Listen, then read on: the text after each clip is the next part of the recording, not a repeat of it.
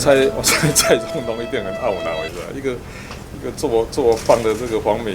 而且美国高规格接待，是吧？一个老鼠屎把他整个那个出国访问的那个要做广告，全部被那个毁掉。不过这样的哦，这是给我们一个很大的警惕嘛，都是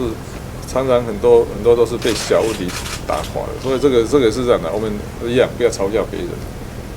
我们这样的，其实这个要讲出来就是管理的问题。所以有时候管理你知道哈，这管理其实没那么容易的，这一定要咬紧牙关。那不管即使他是你的好朋友、你的亲戚，该杀照杀，但是要撑很久以后，等到大家相信说要依法行政，其实这个没有3、4年没有办法成功。这个就是所谓绿营的基本心态，他们非常。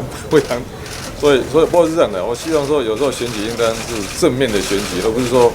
讨厌民进党跟害怕韩国瑜那这种。所以我说，事实上我也知道的，政治动员最有效是恐惧跟仇恨，但是我们不希望说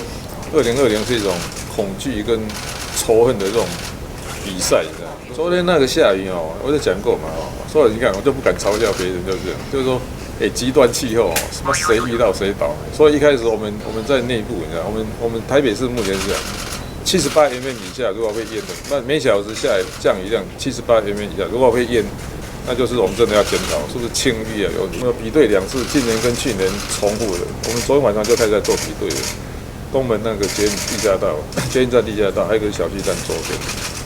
边，东门那个地下道，我们就会去写改善计划，所以这样。我们不敢说做什么事情一定